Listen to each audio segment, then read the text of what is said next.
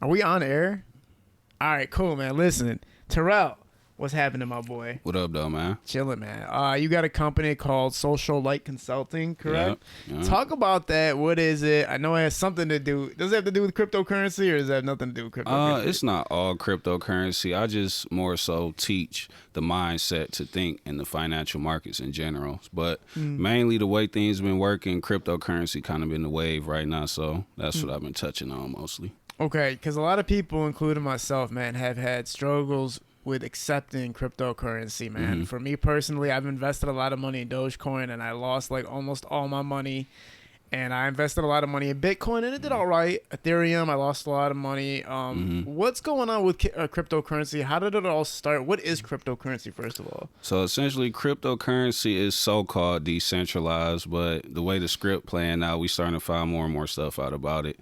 Not 100% sure about that because it feel like they really trying to gain control of it. But my best advice for people that's trying to be successful in it is to look at the long term of it. You feel me? See where the potential of it can be and not just be short-sighted on it. You feel me? So when you say you lost money on it type shit, it depends on when you bought it or how long you held it, and you didn't really lose your money either unless you press that sell button in the red. Like it's all losses on paper before then. If you could just, you feel me, tough it out, or that's the best time to buy. For sure. Yeah. Well, talk about what it is in the first place. Like, what is crypto? I'm sure people can look up on YouTube what it is, but how do you look at it, and what is it? I look at it as just a transition into a new financial market.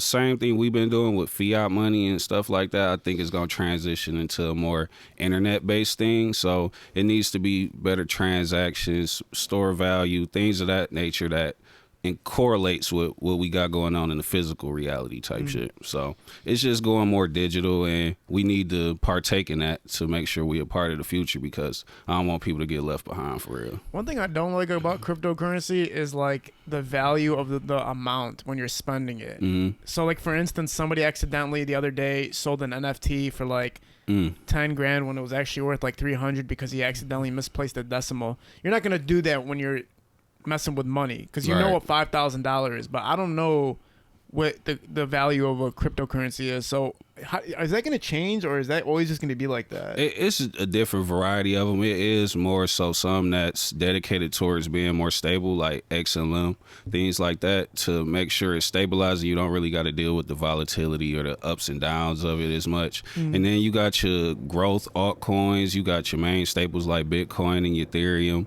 So it's just, you got to kind of segment yourself and find the right path for you, basically, for real. Right. So what is advice you can give to anybody that's just starting off with cryptocurrency? You don't gotta start off with 100 bands or 10 bands, nothing like that. You don't gotta make sure everything perfect. You don't gotta make sure everything aligned for you. You just gotta make sure you get in there. That's the main thing. A lot of people, they get scared and never even find the opportunity to do that type shit. But once you get your foot in the door, it kind of open up the variety of everything else you could possibly get to. So my biggest advice, make sure you get in that shit. If anything, I don't give a fuck if it's $5, $10, you feel me, whatever the hell you could get in there. But before you get in there, you should definitely try to focus on like budgeting and saving and building a plan and things like that, getting yourself out of debt, all that type of shit. So it could be a lot, especially for people like me, to kind of get all that stuff out the way and make sure you straight, but just get in there. For sure. Simple. My cousin Zoe, a couple years, this was a long while ago. We were sitting at my uncle's house, and this was when Bitcoin was popping off. Like every week, it was just like, blowing up and blowing up. And then he was telling us, it's gonna pop. It doesn't have anything to back it up.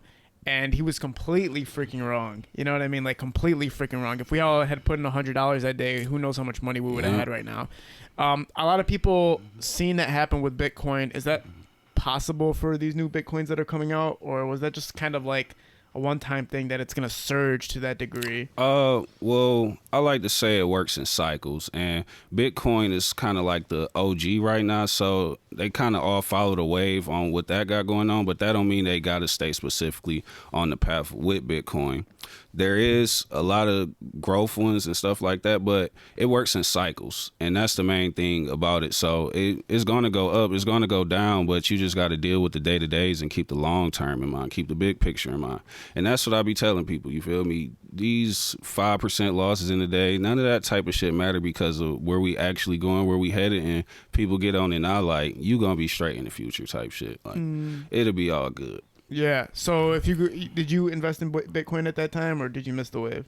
So I originally got Bitcoin around like $10,000. I had built up my portfolio and I used a tool called Margin. Basically what Margin is it kind of matches your portfolio value, kind of like a credit line. So I kind of risked it, threw it on there, and then the value of my stock started to go down. So they wanted their motherfucking money back. And what I did was sold my Bitcoin at $10,000. And that shit hurt my soul looking back in retrospect, because I had a hole in right then and there way before I even got started for real. Yeah. But I did end up buying it back at $40,000 using that same thing, Margin. And like you said, it started to go down instantly after that. Like it went all the way to 20-some thousand. I'm like, oh my God, I'm losing all my motherfucking money.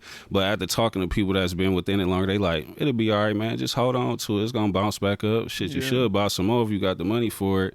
And I followed that advice. It went back up 40, 45,000. I was able to get out of it, pay them back, and that's when I was on some shit like, oh, I gotta be kidding. This crypto shit different. It's kind of like, I like to say it's the stock market on steroids, bro. Right. For real. Right. But if you could not get scared, the fear is the main tool that they use to get people out, shake people out this shit. It's the fear. So once you get past that and realize everything gonna be okay at the end of the day, like, you gonna be straight. Like I always tell people, man, it's either the end of the world or business as usual. So you better prepare for business as usual and not be out here freaking out and shit like that, trying to worry about the now. You still got to build for the future. Man, that's awesome. Let's talk about you for a second here. So go back to are you from Detroit? Mm-hmm. Okay, talk about, I mean, crypto is something that you don't really hear too much. It's more other things on the agenda there. Even investing the money isn't really there for some people, or the concept isn't there for some people. How did you get into it? Where were you at when you got into it? Man, I put it like this. Niggas from where I'm from, we been fucking with the Bitcoin shit. We been knew what was going on. We just didn't apply the knowledge correctly. We didn't do the right thing. Like, we was buying it back then when it was, you feel me, under $5,000 and doing other stuff with it. But if we would have just held on to it, and instead of all the bullshit that came with it, just held on to the simple asset till now, everybody could have been rich for real. So we all had the knowledge. It's just to access the information. We didn't apply it correctly. That's what it was. But it's always been there. You feel me? You always heard about it, but you got to put in that effort to find out more about it. Like, the shit not just going to fall in your lap and you going to know everything about it. Like, you really got to put in the research and the effort behind it, or shit, you going to be lost in the sauce. Sure. Where were you at in your life before cryptocurrency, or even before just investing and whatnot? Shit, I was on track just to be regular 9 to 5 for real. Like, I was getting, basically with college, they set you up to be working for somebody else the rest of your life. They don't really teach you how to become financially independent or anything like that. But not to shit on college, like I always tell people, it's best for like networking and connections and opportunities like that. But before the whole cryptocurrency, all that type of stuff, I worked at auto owners. I did desk jobs, fucking all type of shit. But one of the main things I was able to do that was impactful back then, I was able to mentor people that came from places like me. So I kind of feel like I'm doing something similar again and trying to do it at a more massive scale, because I feel like I could talk to people from similar places as me. So we can make that connection that way, and I could kind of simplify it for you and help you understand and digest it in like smaller bites. You feel me? For sure. What were you doing with mentoring? What you say? Can you repeat that? Like, what was the mentoring job that you had? Oh, so it's called Trio. It was a program at MSU, and I wasn't even like supposed to get into MSU for real, how I look at it, because I went to Cody before then, and it was a little bit easy. So I got a 4.0 my first semester, and counselors, it definitely helped to have people on your ass about that shit, because I did not care about going to college. I didn't really have no plans about it, but having people on my ass about it really helped me push towards it. But MSU, they had something called an on-site where they basically you getting signed. You feel me? You could come here or not. They make the final decision right then and there. But I got the 4.0 that semester right before the on-site, and the lady told me, she was like, we gonna let you in, but You feel me? You was right at the threshold. Like, if I would have got a B, a 3.8 type shit, I would never even been able to go to MSU and learn all the things that I did and take the path that I did. So it just be small little details in life that really make the big difference, for real. Okay, so school was a thing for you, obviously. Like, there was the dedication in high school. It was like, I'm gonna go to school. I'm gonna have a 9-to-5 job, and all that. Did you grow up in like the street life, or did you grow up kind of in the suburb area? Like, where did you grow up at? Well, essentially, I grew up watching everybody else, seeing what they was doing, and I would pick and choose what I would get into. But once I got a little bit older, like 8th, 9th grade, niggas wasn't fighting and shit no more. People started dying, so I was on some shit where I'm just gonna focus on the future. I started being in the crib playing video games and shit. Other niggas riding stolies and shit by that point, but I'm like, y'all could keep that because I already see where that type of shit end up. So yeah, and then that led you into building a better future, obviously going to college. Were you investing at that time? Did you understand the markets at the time? I wasn't even thinking of it. I just started last year for real. Like right when the pandemic started is when I decided to put my money into that shit because I seen the world change and I'm like, some got to give. Like shit ain't gonna never be the same. That's what everybody waiting on and stuff like that. But shit got to be different, and that's the path I took. Okay, cool. So when you were going to school, what degree were you trying to major in? What was the... So I originally came in electrical engineering, and that's when I realized like DPS did not help me in that situation. Like I didn't know nothing about nothing compared to my counterparts and stuff like that. Even before my first class, the syllabus type shit, we had a little reading, and I was reading. It took like 5 hours before the first day of class just for me to even get through the text and having the site and all that type of shit to figure out what the hell it was even talking about. So that's when I figured out electrical engineering when the thing for me, and I had switched and went into media. So I got a background in media information. That's my degree from MSU, and I knew I still wanted to be in like tech or anything like that because I was always savvy with it. So I minored in IT, information technology. Okay, that's interesting. So basically, it's just dedication to school. After that, you're gonna work the night. But did you feel like you didn't want to do that work for somebody else? So obviously, that's why you kind of branched off. And what was the first moves you made to branch off? Well, my grandfather, he owned a landscaping business, and he built it from the ground up and got it to a point where it's like, you feel me? He got to tell people, no, I can't do your shit no more. So I started shifting my mind towards a more entrepreneurial aspect at that point because I'm like, it's the family business. I got my young energy. I could do something with it, but it don't work out always the way you supposed to. So, I mean, it's all good. I took a different path in regards to that, but maybe now I could be the type of person that sit back and delegate tasks and get it together without having to be hands-on with it. Right on. But when it came to school, I was never like on some shit where I tried the hardest or I was because I already knew what it was ultimately setting me up for, which is to just be another person assimilated into society, paying their taxes and just being a normal person. So I never took it like too serious, but I knew where it would take me type shit. And even in college, I wasn't even learning nothing, bro, until my senior year. Like, that's when I really started to see, like, okay, they trying to prepare me for a job. They trying to give me these skills and show me how to work more technically and stuff like that. But other than that, it was mostly arts and humanities and writing and all that type of shit before I actually got to where I was going to be in school. So that definitely didn't help me take it too serious either. You feel me? And when I worked at Auto Owners Insurance, it was like I went there for a whole summer, had to be there 7 a.m. to 4:30 every day. And I was just looking around and seeing all the people who was like happy to have spent their whole life there. Like, I've been here 40 years. I'm about to retire. I'm just at the one summer. I'm like, I don't know if I could do this long term. Like, this ain't for me. Right. That's when I knew. Right, just the entrepreneurial spirit and just not being able to be locked in or anything like that. I think I forgot which fucking billionaire just said it the other day. He was saying that like they set you up for these careers, but it's basically like they're signing a contract on your life basically, and you just don't even know it. It was that dude from Shark Tank. The fucking he's basically saying like you're signing your life away when you get a career. He's like, and tying a ball chain of debt around your goddamn leg too at the same time. Because they give you like $350 a year for like these crazy like top notch jobs and stuff like that, but the amount of work and the amount of time and sacrifice from your life is there. So, where did you go? What was your first move as far as establishing your entrepreneurial spirit? Like what did you create? Did you create anything at a young age?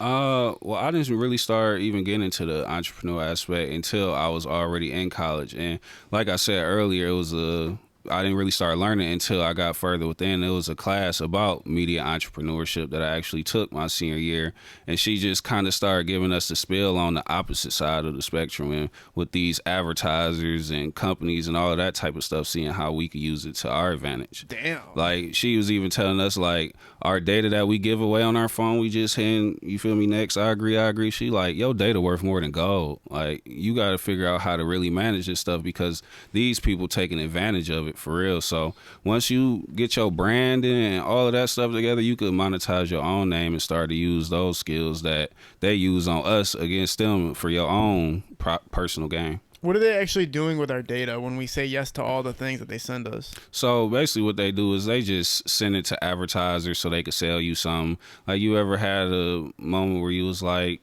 damn, I was just talking about getting some washing powder or something, and it just pop up on your phone. That's basically what they doing with your data, and they know more about us than we know about ourselves, for real. Like, they know where we be at, our location, how long we be, our sleeping patterns. They keeping track of every motherfucking thing, for real, because it's gold. Yeah, because you're constantly being advertised something that you might want to get into or whatever, or just keeping your face on the screen. I watched that documentary on Netflix about that shit. I forget what the fuck it's called, but it's about basically how Instagram and social media keeps you addicted to your phone. Like, there's a whole algorithm behind it. What was it called? Social dilemma. Yeah, the social dilemma. They literally have an algorithm set, and that one of the creators of it was like saying how it's actually unfair. He's like, it's actually, you have no chance against, he's like, once you get involved in social media, you have no chance, because we know exactly when to time things to get you interested and to get you looking at your phone. But now obviously advertisers are doing this too to make as much cash as possible off of us. For sure. My cousin said something kind of funny about that, dog. He's like, they're tracking my data. Who the fuck am I? I don't give a fuck. Like, I don't give a fuck. For real. I mean, ignorance is bliss, for real. Yeah. You can live your life so much better when you're not even worried about that type of stuff. Yeah. But I did meet a big wig that worked at TikTok out in Beverly Hills in LA, and I wanted to get more insight on it because I feel like TikTok algorithm is unique. It's more access to information on there. It's a more wide variety of things on there that otherwise wouldn't be published on other platforms, or pushed at least. But I asked him about TikTok, and he was like, you feel me, I don't know nothing about the algorithm. None of us does. We just kind of work there. And I'm just like, oh, it's some crazy shit. Like, they don't even want to spill the secrets to the people who actually involved in it. So that just lets me know this shit go way deeper than we could ever imagine, for real. Yeah, man. You got to think there's 1,000 people literally dedicated to figuring out who the fuck we are and creating a system to keep us addicted. Like, it is unfair. It's like there's a system out there in place for people to be addicted to their phones and be addicted to buying shit or just staring at shit and getting money off of the advertisements and shit that get played or whatever off of us. So that's, I mean, personally me, man, I'm trying my best to stay off social media and shit like that. But did you get any information from this motherfucker from TikTok? Like, he didn't spill no game? He didn't spill no beans when it came to their algorithm, But because nothing in that's life in specifically what I worked on. I mean, Yeah. not worked on, but asked about was the algorithm. But nah, he wouldn't, you feel me? I don't know if they had to sign something, but he seemed real honest. Like, Yeah. So I honestly think they don't really know much about how that shit work, for real. Yeah.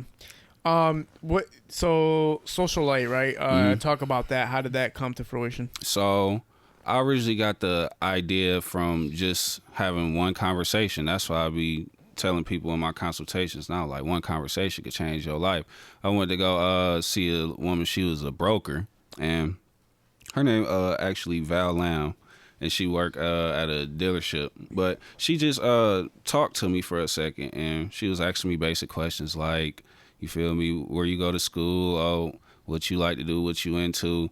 She wasn't really getting too personal with it, but it was like a light bulb went off in her head. She was like, you know what, you should go into consulting. That's exactly what she told me. And I sat back and thought, like, damn, I ain't never even thought about that before. Like, you just put something new in my head. So instantly after that, I started thinking of the business day. I started figuring out how I was going to get the logo. I started putting my target audience down. I started just really researching what I was going to do with it. And it was well before I ever even started this shit. So I didn't even know where it was going to go. But I laid down the groundwork just from having one simple conversation with somebody. Man, talk about what the business is and what it does and how you've been operating it, how long you've been operating it. Just get into the A to Z of kind of how everything works. So I really started it, like, got serious about it in April.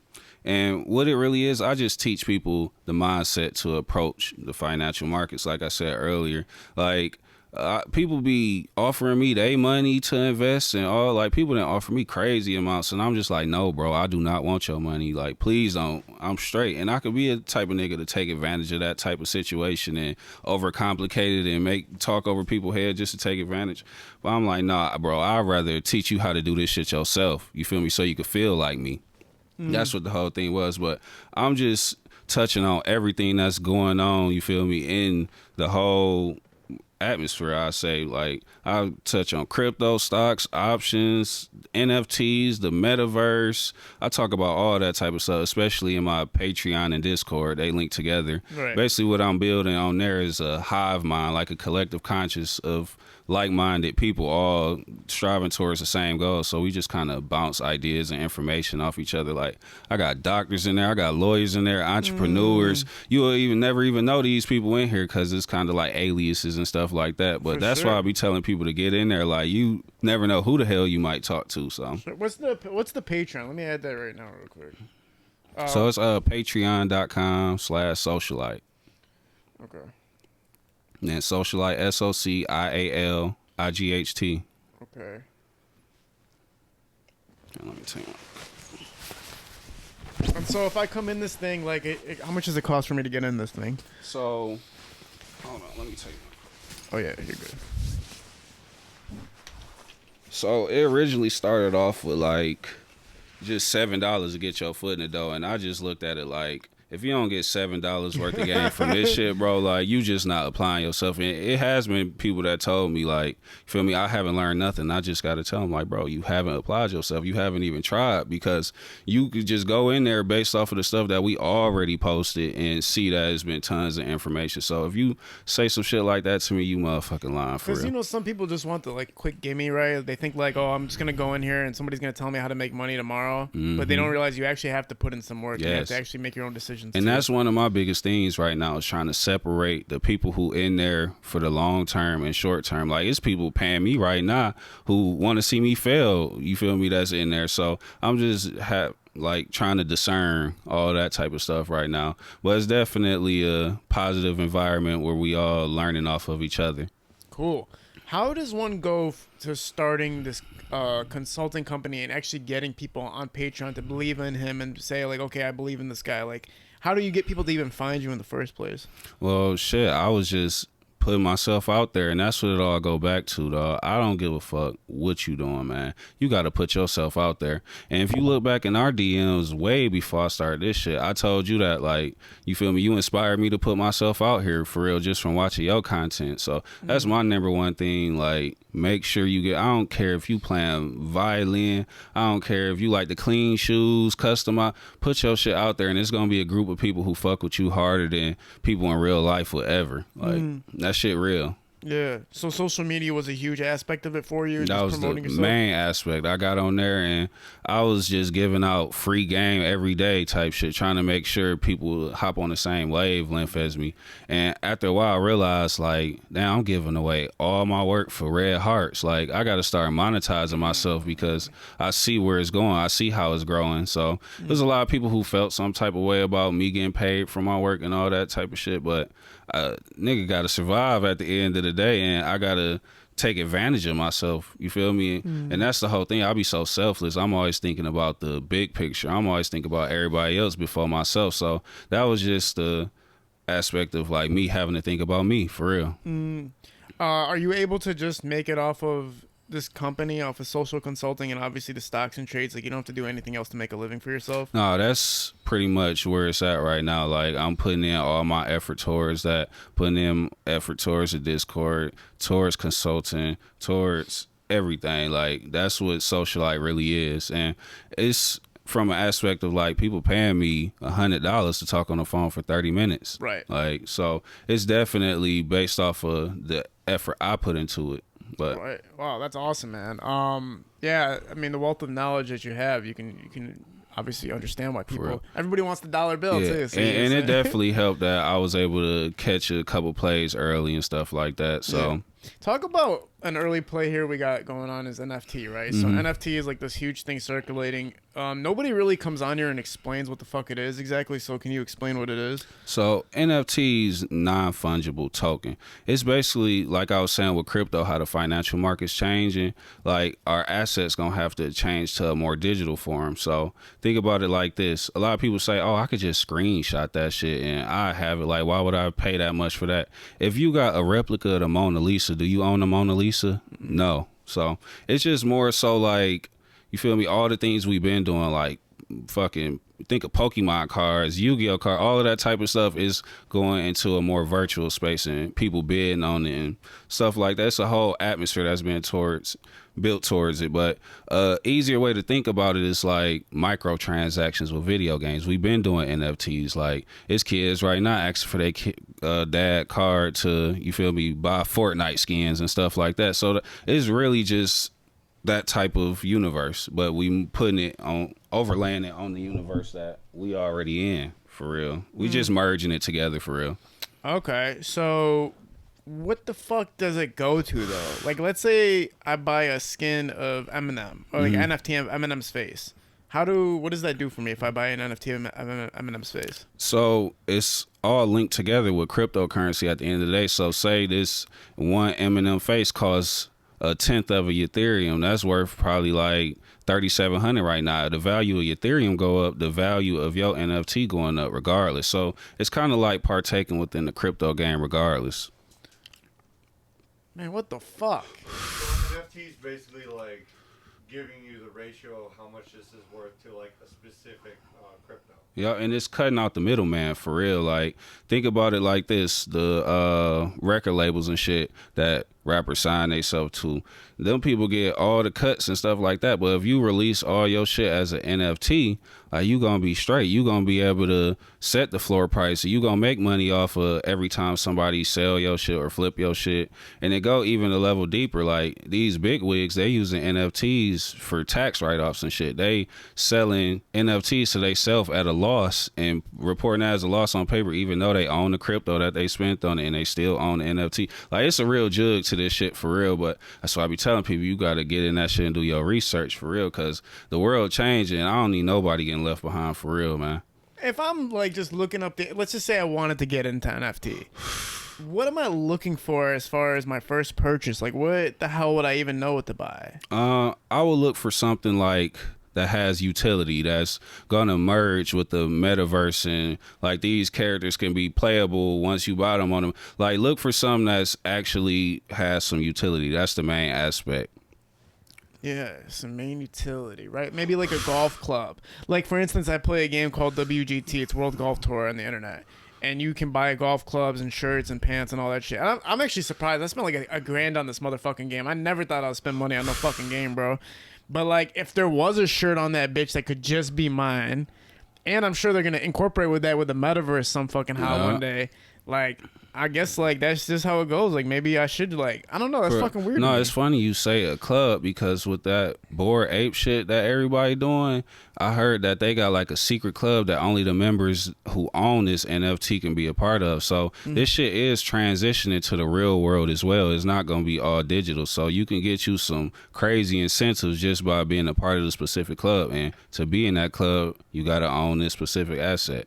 And these people, who knows what the hell going on at them like secret private meetups of people who own these NFTs. They probably talking about the next thing that they gonna do. You feel me? So it's not a scam. Nah, hell no. All right, so the NFT is not a scam. Okay. Well, I do want to say with this crypto shit, bro, the way the world heading, they don't want everybody getting rich and shit like that. So I feel like they do gotta pull the plug button on this shit, and they can reset it all at the end of the day. But like I say, it's end of the world or business as usual. Like, what you gonna do? But you definitely got to make sure you keep some tangible assets at the same time. That's why I be telling people, get into buying property, buying land, growing your own food, all that type of stuff, bro, because we might really have to learn to be self-sufficient in this bitch for real. Damn. Yeah, man, Dogecoin was the first cryptocurrency I bought, I think. No, I bought Bitcoin first, but Dogecoin was the one. Okay, so explain this shit to me, right? So Dogecoin comes out, everybody's fucking talking about it like crazy. I don't know what the fuck it is. I'm thinking it's a joke. That's the main thing, though. By the time you hear about some shit, So- bro, it's already too late. You damn near about to lose. But here's the caveat, right? So this is what happened. I heard about Dogecoin. Then I'm hearing Elon Musk is going to be on Saturday Night Live. Everybody's predicting Elon Musk is going to talk about Dogecoin while the fucking show's happening. So I'm sitting there thinking, if he says Dogecoin, I hit the jackpot, motherfucker. So I put like $1,000 into it real quick. It started going down before he even said a word. Then he says the shit and nothing happens. Yeah. Literally nothing. It goes down as a matter of fact, and it just went down more and more and more after the show happened. It was at like 70 cents before he said shit, and then it went drop. So what the fuck was that? That's a classic case of like buy the rumor, sell the news type shit. So once that announcement was made, it was a lot of like FOMO kicked in, fear of missing out. Everybody wanted to be a part of it, this and that. And it's the people at the top who piled on to this effect and kept making it go up faster and faster to the point where like we thought it could go $2 the way that momentum was going at that time. So that's why I said before he even got a chance to say anything, they had already all the big wigs. They started selling they shit, making it go down, and ever since then it's just been chilling. But like I say, it working cycle. So right now it's low. Everybody think it's dead. You feel me? Niggas gave up hope on it. This and that. That's when you supposed to be buying. A wise man once said, you feel me? The best time to be buying is when there's blood in the streets. You feel me? So you got to take advantage of when what's the word I'm looking for? When the way people think about it, you feel me, is in a negative way. Basically, do the opposite of what the mass is talking about, and you're going to be successful in this shit. Do the opposite of what TV talking about. Do the opposite of what social media talking about, and you're going to be straight with this shit, because at the end of the day, they only really use fear as the number one tactic to get people off this shit. Like you said, it went down after that, so now everybody's scared. It's going to go back to zero, this and that. But no, it's just doing the same cycle over and over and over. And people who was able to get in at the beginning, they see that cycle already. So that's what helped ease, you feel me, what's going on in the now, and think about the future, because I already know where this shit gonna end up. I already know I'm right. It's just more so convincing people type shit. Right. When do you predict that these cryptocurrencies will have like an established presence and take over? So I think 2022 is gonna be the year, because it's, like I say, the cycle. If you look back at the previous one and compare it to where we at now, we ain't even really got started with this shit for real. And on top of that, only 4% of people own crypto, bro. So imagine how much money gonna be in this shit when we get it to something simple as 40%. Like only 4% of the world owns cryptocurrency? The total population, only 4%. But I read a stat today, actually. It said 83% of millionaire millennials own crypto. So what does that tell you? Like, there's niggas out here, you feel me, holding on to just a big ass boatload of money, ain't doing nothing with it, going to the club, popping bottles, buying jewelry, all that type of shit, but they ain't investing a dollar. Like, I'm a nigga at the end of the day. I love all that shit too, you feel me? I make sure I get my little rollie, this and that, but I made sure I was able to invest and get to a point where I could buy that shit multiple times over again before I ever even pulled the trigger on getting it. Yeah, because when you don't understand something, you don't want to put your money into it, right? Yeah, for real. But if you do some research, it makes it more like, I might put $1 or $2 into this thing, see what's going on. And that's what it all come back to, is just doing your own research and having to put in that effort. Like, it's really people out here who think shit just gonna fall right in their lap, and it don't work like that. Like, everybody you see that's successful, if they, you feel me, did it the organic, traditional route, they had to put in the motherfucking work behind the scenes that nobody seen. And that's all I've been doing this whole time, even before I even started SociaLight. Like, I was putting in the work, researching and shit behind the scenes.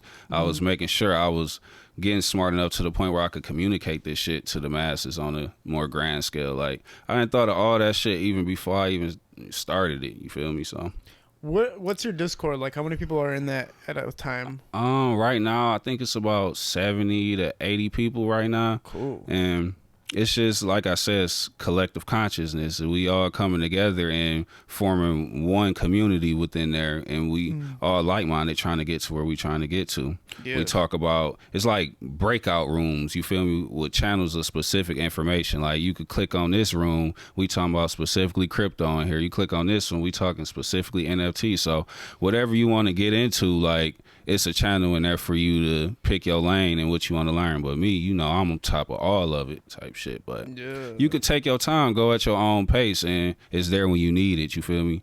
Is like the community, is there, I mean, because I know earlier you said there's some people who are in there just to take you down, or like, you know, they want to spread maybe negative information, but isn't it weird? Like, it's not weird, but it is weird. People are in this Discord, I'm assuming, trying to make each other rich. Right. Like, we're all gathering information to help each other get more money. And plus, we're all in this together, so if we fuck up, it's like a little bit more of a camaraderie thing, like, oh, we all fucked up. And that's what I be trying to tell people, like, you feel me? Where I'm trying to lead you, if I win, we all gonna win together. If I take an L, we all gonna take the L together. So it's just helping with the connectedness in that regard, any fucking way. Like, you feel me? We all going through the same thing. So it ain't like you just isolated and you just going through this experience yourself. We could all come together and, you feel me, talk about it and what we learn from this, what we gonna do next, all that type of shit. So what's the biggest loss you've ever taken? Right off the top of my head, I lost, like, you feel me, 50K in a day type shit. I didn't been there before, but at the end of the day, people be like, oh, well, why you ain't sell this and that? Why you ain't do that? I'm like, bro, I would have never even been in a position to be losing this type of money or gaining it if I didn't keep the big picture in mind. And that's what it all come back to. Like, if I got caught up on the day-to-days, oh, I made a band, this and that today. Like, bro, I couldn't even get to the point where I'm trying to get to if that was the only thing I was worried about. Right. So that's my whole thing. My perspective is always on the future. But I am trying to balance, you feel me, being in the moment more, because that's my whole thing. Like, I'm always worried about the future, bro. Yeah, that's where that little bit of meditation and yoga comes into play. Kind of space out for a second. Bro, that's funny you say that, bro, because I just seen a video that was saying, like, I'm here to tell you to start meditating type shit. Then you said, now it's like the universe trying to tell you, like, nigga, you got to start meditating, doing yoga for real. Listen, if anybody wants to know the best meditation, just go to the Isha Kriya app. Don't do no American meditation. Don't do the American meditation, motherfucker. That's like going to a Chinese restaurant where a bunch of, like, Mexican works. Like, it don't make no sense, you know what I'm saying? So where did the meditation and yoga originate? From the opposite side, not from where we're at, bro. It started in India and shit like that. Yeah, that's where it started. So my guru's name is Sadhguru. I've been following him for like 8 years now. I practice yoga and meditation for 45 minutes to an hour a day. Just download the Isha Kriya app if you guys are interested in that. Don't listen to none of these motherfucking American apps that came out like, oh, meditate today, like yoga. Fuck that shit. They are ripping shit off, but go to India is the place, man. So, like, if you're gonna start with it, make sure the motherfucker has a turban on. Not to be racist, but I'm just saying, real shit though. But go where shit originated. Don't listen to people who are copping up. They don't have no tantra in them, and tantra means it's like an energy that basically these gurus have built it within them over a long periods of times. What our side of America is doing is they're just reading scriptures, or they're reading papers, or they're reading off the internet, or watching YouTube videos, and then coming and saying, oh, I'm a yoga instructor now because I watched this motherfucker, or some motherfucker taught me about some yoga. Over there in India, they literally, bro, they build this shit within themselves. They literally build their energies in a certain direction to help. It's not magic. It's not magic or anything. It's what's already inside of us that they maximize it. So you want to learn from those people. That's my rant about meditation. Start meditating, man, for real. Yeah, I'm about to hop on that too. The bullshit, though. No. And that, to build on that, I was just having a conversation with somebody earlier. I'm like, we got to really learn from other cultures and shit like that so we could apply it to ourselves. Because I'm like, feel me, our people got the worst diet you could, you feel me, possibly think of. So I'm on some shit like, damn, I need to look up the statistics on what group of people typically don't be getting diabetes and cancer, heart disease, all that type of shit, and see what those cultures eating and stuff like that. That's the type of shit I'm on right now. I'm on some learning shit. For real. Even in India, like, they don't really eat meat. Like, meat is like a side dish. If you do eat meat, it's like a side dish. In America, it's like 90% of your meal could be meat. Yeah, and right? I noticed that. And I did a study abroad in China. Shout out to MSU for that. It wouldn't even been possible. But I was able to go to China, and I seen how, you feel me, everybody's so skinny and stuff over there. Like, when they drink some pop, they cups is this big, you feel me? And in America, we got our own plates and portions and shit like that. But when I was over there, they put one big plate in the middle and everybody eat off of that type shit. So it's just the whole culture shift and the way of living that changes the trajectory of certain people, like timelines and where they people at and the mental capacity, all that type of shit, bro. So how long did you stay there for? I was there for about 6 weeks. I did 4 weeks in Chengdu, Sichuan, Providence, and then I did 2 weeks in Beijing. Beijing was totally different though. That was on some shit. It was more Americanized there for real. Everything cost a lot. They had everything you was looking for, but the people was kind of snotty, all that type of shit. But when I was in Chengdu, like, they didn't even have a sense of personal space. Like, they got 3 people on one motorcycle at the like, people was connected close, and everybody was an entrepreneur out there. Everybody was getting the motherfucking bag. Like, it was people who just got their front door open, and you could walk in their crib, and they got some chips or water or whatever you looking for. Like, it was just everybody was out there making some motherfucking money. But I think that got to do with the massive amount of people they got over there, for real, for real. Right. What's some things that you look at America versus how they lived over there that you liked? Like I said, the closeness, the togetherness, the we in this together, that's the vibe I got from it. And I never felt ostracized or anything like that. Like, I felt like I fit right in when I was in Chengdu. But the thing about that, it was less modernized. Like, it was less money around in that area. So that just kind of gives you an idea of like where this capitalism mindset and all that type of shit can really take people, because the people in the poor area, they was closer, for real, for real. Yeah. So I think we could learn a tour of that from Detroit. You feel me? Yeah, man. That'd be lovely for everybody in Yeah. the world. But yeah, that's cool that you took that trip out there, man. I'm Yeah, sure that help opened me up your get mind. perspective, bro. That's all I be on, is trying to get more perspective. That's my main thing. Like, I be trying to learn something from anybody. I feel like, you feel me, no matter what position I'm in and what position you in, I could learn something from you. You could be a homeless man. You might get some free ass sauce that change your life, the whole trajectory of it. And a lot of people, they don't even take those opportunities because they get to judging people, all that type of shit. But you could learn something from anybody. Increase your perspective, bro. Get your insight up. That's what it all come back to, for real. Yeah, because people think they figured it all out already. Yeah, so for they don't real. need to learn from anybody unless it's somebody taught, above them. Exactly. Talk a little bit about, cryptocurrency. Obviously, people are very skeptical of it. Very, 4%. I didn't even know that only 4% of people even fucking had it. Fear for you, you're saying not make fear an object, like to just put money into it in any way possible. But let's just say I have $1,000 right now. What play would you give me? So my whole thing is, most people, when they got a chunk of cash, they want to put it all in there at once. Like, no, I be telling people, like, spread that shit out, because you never know how the market gonna react. Like, you throw your whole 1,000 in something and it dropped the next day, like, it's gonna fuck with your emotions. And that's the main thing they take advantage of in this game, is your emotions on the day-to-days. So my whole thing be to, like, spread it out, put a little 50 here on your Ethereum, put a little some on Solana, just space it out. Don't just go all in, and you gonna end up crashing out if you do that. So it definitely helps spreading your money around and diversifying. And even if, you feel me, the crypto shit don't work out, it's a strategy called hedging, where you cover both sides of yourself.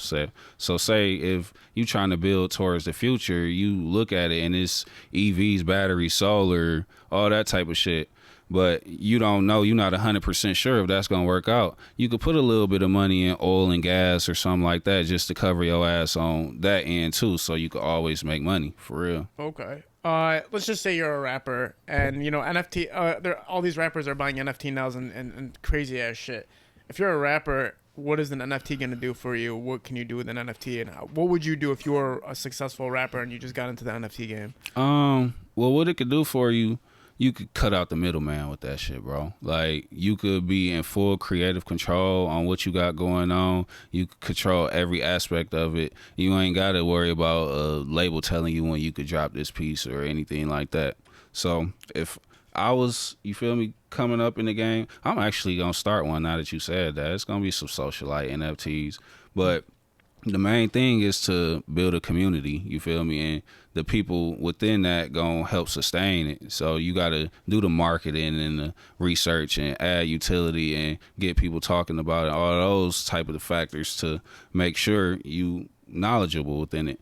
My main thing, fuck with Sensei Woods. He like the master when it comes to this NFT metaverse type shit, bro. Like, I be learning from him, and he was just telling me, like, bro, I would have never even hopped in this bag if I didn't learn about crypto and shit from you. So it's just kind of crazy how everything be intertwined, interconnected. But Yeah, I always say, fuck with him when it come to that type of shit, because he could talk your ass off. I gotta have him come on. And he in my Discord, and he be killing in that bitch for real. So that's why I be saying, get in that bitch, man. Yeah, Sensei made a whole shift, like shooting music. Like if I look at his page, basically it's like music videos and or artwork videos, and all of a sudden NFTs, like literally just clouding the page and all that shit. And what he doing is on some shit. He thinking way ahead to what people kind of see. So for him, it's kind of like he's screaming and nobody hearing him type shit. Like, take a second to listen to what he got to say about what he got going on for real. For sure. Yeah, man. You know, I'm still skeptic, but talking to you, it's crazy because when you talk to people who have experience with this stuff, you start thinking like maybe I'll throw a couple more pennies into it, a couple more dollars into it, see what's going on with it. So getting this knowledge is useful for a lot of people. What's your plan right now? What's the future hold? Like, what do you hope to build from this right now?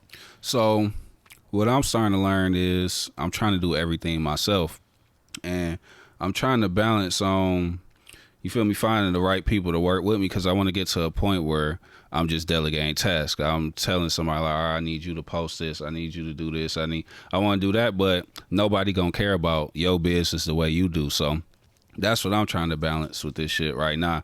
But that's what it's going to give me the access to be able to get my reach out there more faster, more bigger, like a bigger net, essentially. That's what I'm trying to do, and do what I'm already doing on a more massive scale, getting people like from where I'm from and otherwise people that would never be interested in it, you feel me, to at least take a second and be like, okay, let me see what he talking about. That's all I'm trying to do, you feel me, is get people who will never fuck with it in that shit. Yeah, and since you're at the beginning stages of it, you're going to be one of the leaders coming through. I was following a guy on YouTube. He was I forget what his name is. It's actually like a very simple name to remember, but he was, all he posts is about Dogecoin every fucking day, like nonstop, just always about Dogecoin. His following is so massive, and like his lives are just insane, like how many people come in. That's crazy. But like lately I noticed like you know, it's been going down because... Are you did you ever do the clickbait stuff, or is it all just straight up like what the fuck you're gonna learn in this video when you post a YouTube video or anything like that? Nah, yeah, it ain't never on no clickbait type shit. Like, I just say it how it is, and a lot of people be asking me like, do you be writing your shit out this and that? No, bro, I do everything off the head. I just go in that bitch and talk. That's how I play it. So I just keep it simple. You feel me? The title gonna be what it is, what I'm talking about in this bitch. Yeah, because a lot of these, so that's what we're talking about. These quick get rich motherfuckers that, like, my cousin even talked to me about that, like with stocks and all that. There's all these YouTubers that just post like, oh, like what stocks to invest in, when it's really not that simple to just pick out a stock, or it's really not that easy to pick out a cryptocurrency. But the thumbnails are killing these kids, and the titles are killing these kids to get rich quick. But it's the guys like you that keep it like just straightforward, that you can probably get the real information from, probably figure out what's really going on. And those people, most likely, they went through some shit, you feel me, before they even got to that point. Like, for me, the breaking point was my last job at MSU. Like, I was getting paid basically minimum wage, and when they hired me, it was called the Facility of Rare Isotope Beams, the FRIB. But when they hired me, they was on shit like, yeah, we gonna pay you this amount, and we gonna see how it go for 90 days. And after 90 days, we going to reevaluate, reassess, and we going to give you a raise from there. That was the type of rhetoric they were saying. 90 days went by, bro. They act like they ain't know what the hell I was talking about when I brought that shit up. It was like, what? You feel me? And they was like, okay, we going to reschedule another time to sit and talk about this. So during that whole time, from when I got hired all the way up until this point, I'm showing my ass for these people. Like, I'm going over and beyond. I'm trying to teach them the shit I'm learning in school so they can help make their shit run more efficiently. I'm doing all of these things to try to impress these people, and then I get to the review and they nitpick the hell out of me. They like, oh, you did this wrong. You emailing back too much. You did this, and that. And at the end of it, they was like, we don't think you deserve a raise at all. And that shit just really hurt my spirit, because I was on some shit like, bro, y'all couldn't even offer me 10 more cents. Like, y'all told me I wasn't worth nothing more. And after that, I was on shit like, I can't fuck with this, bro. I gotta do my own thing, man. Like, these people not gonna look out for the longevity of you, for real. So no, they cycle people for free labor, basically. That's all that's really going on. Yeah, and I was just a motherfucking number on a paper who they Once you go, it is what it is. But I made sure to, you feel me, show my managers the shit what I had going on in retrospect. Like, yeah, look at me not. I just had to get it off for real. Yeah, fuck that, man. For fuck real. that shit. They do that. People don't know that at cell phone stores. You know how there's always a job to work at somebody's cell phone store? Like, oh, T-Mobile, we got a T-Mobile store hiring. It's all really bullshit. What they do is they get these young girls to work there, and then they give you whatever you sold. But most people aren't good at selling the first few weeks. Right? They don't pay you shit unless you sold. So the first few weeks you might made a couple dollars and they go, oh, you know, you didn't really sell too much. We're going to have to let you go. And then most of the time they do their best to not to give you any money. Then they hire the next girl. And then the next 3 weeks they do. It's just like the same. I used to know people that do that. Like they just keep rotating you in and out. New people. Never pay nobody. So it's like overhead's almost nothing, bro. Overhead's like almost fucking nothing. But anyway, yeah, that's man. Crazy. Yeah, it's crazy. Like, stay the fuck away from jobs, man, unless you're really passionate about the place that's hiring you, obviously, at the end of the day. Nothing obviously came to mind when you were, like, coming up, like, oh, I want to work for these people or work for that people. You were just like, I'm doing this on my own. There's no question about it. Yeah, right? no, once that happened, I was on some shit. Like, I got to figure something else out. Yeah. And it just so happened. Actually, at the end of that, they asked me. They was like, "You not gonna quit, are you?" And I was like, on some humble shit, like, "Nah, you feel me?" But the next day, I had my 2 weeks in, everything. I let them know. But it just so happened is the pandemic started right around this time. Like, I remember hearing people starting to cough and shit like that within the cubicles and all that. So it's kind of just like perfect timing because with the pandemic, it gave me time to just sit back and think and reevaluate, and I didn't have to be on the go all day, every day like how I was before that happened. So that's what it goes back to meditation. I had the time to just meditate and think about what was actually going on and where I wanted to be, and not just in the rat race. That was the biggest factor that helped me. And it's a lot of people who feel like they really made themselves throughout this pandemic. It's a lot of people who've been like, oh, the pandemic been fucked up. It just all depended on your mindset for real and what you was going to do with that. Yeah, I agree. Some people blew up off the pandemic, for sure. And yeah, I like what you said there. Like, you took a moment to space out and kind of figure out what you were doing.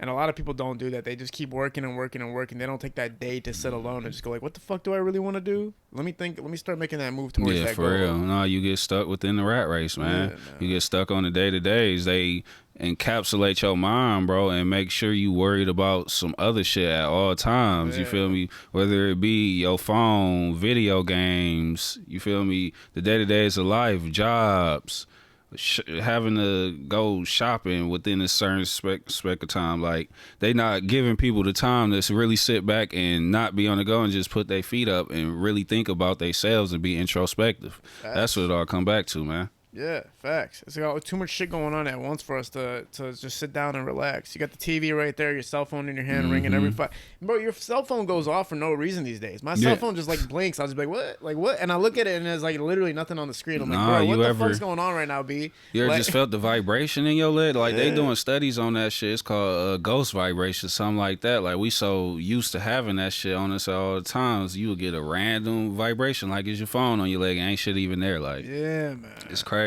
They basically, it go back to the data, bro. They use all that shit against us to get us more and more intertwined with this shit. So you definitely got to always take a second and just, you feel me, think. It's an addiction device, man. You know what I'm saying? At the end of the day, it makes you a lot of money. It can make you a lot of networks and connections, but at the same time, it's like you're always. One time I did mushrooms, bro. It was like one of the only times I ever did mushrooms. And that was the first thing I noticed when I was like in that space. I was like, whoa, why am I grabbing my phone every 5 seconds, B? Like, why am I like doing that? And that made me stop for like 2 weeks.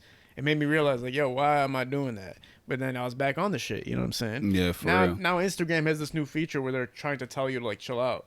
No, for real. They for sure hitting the ban hammer on people. They censoring people. They trying to clean shit up on there. And I think that go back to, I remember everybody was all up and roar about net neutrality back in the day, and nobody really knew what was going to come of that. Like, people was like, oh shit, everything's still the same. I think we just now starting to see the effects of that now. Man, for real. Fuck yeah, bro. I agree with you. I forgot all about that shit. And that's why I say get on TikTok. Like, it's alternate information on there, but you do have to have like a certain level of discernment on there. Like, you can't just believe everything, but it's just alternative information that could help open your mind up on there in ways in which you would never even been exposed to on the traditional platforms. Yeah. One of my boys told me that, though. He was like, if you really want to make money, you're going to figure it out. You know what I'm saying? And the people who just want the quick gimmies, like, they looked it up one day and it was like, it ain't for me, and they moved on from it. They didn't invest in it. So like I think people know how to get shit done and know how to make money. Like they know that they just got to do research, but they don't want it enough maybe. For real. Or once something gets a little complicating, they're like it's too much for me. One thing I did want to bring up too, since you do have this. You did bring up the metaverse earlier. Do you know anything about the metaverse? Yeah. What the fuck is going on? It's basically they trying to overlay this shit on top of what we already got going on, so they could get more money from it. It's all about money at the end of the day, and that's where the transition of it moving towards. Like first it was crypto, now it's the NFTs, metaverse. It's all tied within the Web 3.0 type shit. I want everybody to look that up, Web 3.0, and just get more familiar with it because that's where this shit headed for real. Damn. So who the fuck's building the metaverse? Is Facebook though? Like they built that shit? So I feel like Facebook also shit where, as you can even see, like it was kind of instant with them. They just closed down one day for a whole day. Everything was shut down. A week later, they meta now. Like, so I feel like they trying to stay on top of it because they on some shit where they trying to keep people mind in the box. So they trying to build theirs on top of their big ass user base because down there everybody got Facebook. So they trying to get people all their time and within their metaverse. But it's many other ones like Sandbox. They building one, Mana. You can buy the cryptos that help support those. But Facebook, they just trying to be way ahead of it and get everybody in it before we even really know what it is for real. Yeah. And by the time people realize you done already fully immersed in that bit. So Facebook for sure on some janky shit. I ain't gonna lie. Well, yeah, because think about it. Just I love how you said that they have the biggest following in any social media platform, I believe. So like to capitalize on this new coming of this metaverse shit or this virtual reality shit, it makes the most sense for them. That was like a smart ass move from them, really. No, they on the money tip. That's what it is. They seeing where this shit going. They like, yup, we about to rebrand ourselves and everything now. We might even take some L's in the now, but they just focus on the future. Bro, all these big places always take those small L's and then all of a sudden they fucking, like, nobody gives a fuck. Like Little Caesars Arena, people were tripping like, oh, you're going to change the name from Joe Louis to Little Caesars. Like, nobody gives a fuck anymore, bro. And that place is popping and everybody loves it. Man, I went to bro, that shit slapping down there, bro. And it helped me see, bro, like, it's a lot of people in Detroit doing big things. Like, we got to come together. We got to get more involved with each other. We got to show more love because going to the little ice cam they held, I'm like, bro, some people balling out here, you feel me? But we all within our own little corners or pockets or whatever, but we not collaborating and coming together like what we doing now, you feel me? Yeah. Sharing information and not worrying that another person's going to make money. And just knowing that this knowledge you share, people keep saying, I've been hearing this every fucking day this week. You can meet somebody that can make you rich. Like just talking to somebody, and I'm like, everybody's saying, I'm like, I don't believe it, but like, yeah, what if you fit in a piece or a puzzle piece that they need, or what if they fit in your puzzle, or what if like you guys just fit together when you need each other? And like, all this shit be intertwined, bro. Like, and we all build off of what the other person do. Everybody got their own path. Everybody got their own skills they developing. All of these things, but if we put them all together as one, like who knows where the hell it could be. Like I said in the beginning when I started SociaLight, I was on some shit like, the city, you feel me? We got the access to wealth. We got the money to do it. We just doing the wrong shit with it. So I was on shit like, bro, if I could get the whole city on this crypto shit, all that, like Detroit have had gold streets. Like this shit would be A1 through this bitch, but it's all about the box they put on niggas' heads and keep you from even seeing that perspective and pit us against each other and divide us and all of that type of shit. So it just all go back to coming together for real. Like if we could do that, man, Detroit would be the Mecca. I ain't gonna lie. Well, yeah, I think you could be the guy to do it. Now that you're actually putting your face more on camera and stuff like that, and like doing these interviews and podcasts. Had to come tap back in with the city, man. Yeah, I feel like it's. Do you still stay out here? So I stay in LA. You feel me, permanently, but I am looking to like relocate to somewhere like Texas or something like that where the law is a little less stringent because the way the world going, LA, they on some nut shit. I just put it I heard like everybody's that. bouncing from LA. Yeah, for real. Yeah. But that might be a situation to like do the opposite of what everybody doing for real. Like it might be the mood to actually stay there. I don't know yet, but we gonna see how everything play out type shit. Yeah, you could be But right. I'm gonna be back and forth from LA and Detroit and make sure I stay grounded here and see. I keep my eyes on the city. That's all I care about for real. So Yeah, I hear you. I'm 'cause here, there's even no, if I'm not. there's no crypto or there is no like investor mogul that we have in Detroit really that you look at and go like, oh, I'm gonna learn a wealth of knowledge from this motherfucker, and everybody knows that person for that. So I think you could capitalize on that. Face on the screen is always gonna help, obviously. Yeah, for sure. I appreciate you for having me on your platform and everything. And speaking of the cap, that's what a lot of people do. They'll put a cap on you, bro. Like, I see that you can see it now from having a conversation with me, but I could tell people, like, you feel me? I could see myself becoming next Jay-Z billionaire type nigga, and there'll be people who put that cap on you, like, nah, you can't do that, this, and that. And as soon as you start believing in that shit, put that cap on yourself, you finish. You feel me? You gotta think outside that shit for real. Yeah. And that's what college did to me for real. Like I said, I was just setting myself up to work a 9 to 5. Like, they put that cap on me, you feel me? And it was on some shit where it was like they kept me within being a worker bee. That's what they wanted me to be for real. So I'm glad I was able to start thinking outside that perspective and just seeing the big picture for real. I worked for like a huge law firm when I was like 20 years old, and my boss was like this. She was the wife of the lawyer, like that owned everything. Anyway, she was like very like talkative and like always. She was saying too much sometimes. Anyway, one time I was working for her ass, and I was like, "Yo, can I get some more money and shit?" And she's like, no, because if I give you more money, I'm not going to be able to keep you here. And she was basically telling me straight up, like, no, because if we pay you any more, then you could go do your own thing. So they literally like, no boss would tell you that. They would do what they did with you and be like, no, you ain't doing this, you ain't doing that. But she just like blurted it out. She's like, no, because then you would leave. Like we wouldn't be able to keep you here. That's some real shit to put in your head, because at the end of the day, like when people working these jobs and all this type of shit, you acquiring the skills to do the shit yourself. Exactly, yeah. And like if they gonna pay you $100,000 salary, imagine how much they really making off of you for real. Facts. As an individual. Like, yeah.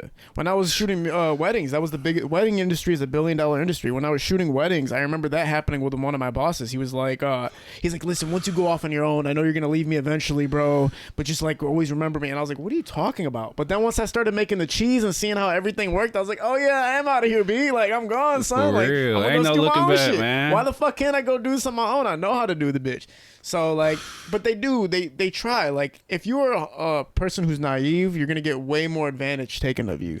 And I see like a very humble side of you that may like you were like probably naive when you were young, kind of like didn't know, but then like one day it all just clicked. Like, oh fuck everybody, like let me do my own shit for real. And that's what I'm learning. Not just being able to discern the people that's really there for me type shit, the people who really want to see me win. There's a lot of people who be trying to get to me and they take all different types of angles to try and get in my head type shit.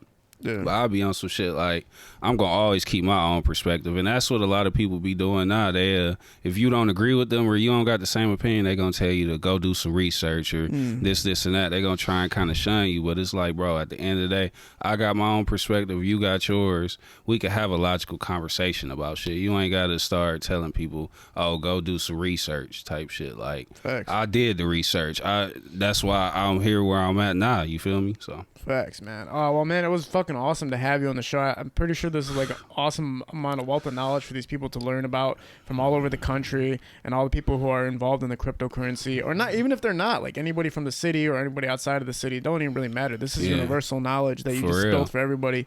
Tell everybody about your brand and how they can find it on social media. So you could find me on Instagram at SociaLight Consulting. I'm on Twitter, SociaLight LLC. I'm on Patreon, which is linked to my Discord, which is patreon.com/SociaLight. What else I got? Shit, you can just leave it as that for real. Oh yeah, I'm gonna put all your information in the bio as well for you guys to find it. But man, thank you so much for being a part of this. Take fucking notes, goddammit. I took so much. I didn't know. Was that YouTube? Yeah, no, for real. My YouTube. Just search SociaLight on YouTube. Thank you for real. Yeah. Search SociaLight, man. I'm gonna be there. Long haul too. And have me for a part 2, bro. Oh, yeah. I could do this shit forever, for real. Like, we're gonna see where it was now and where it was like in a few months from now. See what the fuck's going on, so people can even back it up more. Because I know this cryptocurrency shit's gonna blow up. I've seen it happen. So much success for so many people. Not just that though, just investing, thinking out of the outside of the box, and becoming an entrepreneur. A lot of people don't believe in it because there's no guideline to it. There's no straight path towards it. Like, you really have to figure this shit out as it's happening. By having mentorship like what you offer is a bone. It's like a you know, it's somebody helping you. It's assistance, basically. yeah, for real. You get tapped in with me. It's kind of like having a financial advisor, having me on retainers, something like that. Even though I'm not a financial advisor yet. Yeah, no, facts. Yeah, hell yeah, man. I agree with you 100%. For me, I didn't have no mentors growing up on any type of shit. Neither. So you feel me? Like, so money wise, I actually am gonna go follow all that shit and subscribe to the Patreon just because I trust you, motherfucker. Like, I'm gonna go after somebody I trust. Real at shit. the end of the day, and you have a wealth of knowledge. You didn't say nothing to me that slipped up even for half a second where I was like, what the fuck? For Everything, sure. it was solid, man. So definitely gonna subscribe to all that, man. Thank you guys so much for tuning in, man. Vantage Photo behind the camera shooting this. We're filming at Parallel Sound Studio. We are out. Peace. SociaLight.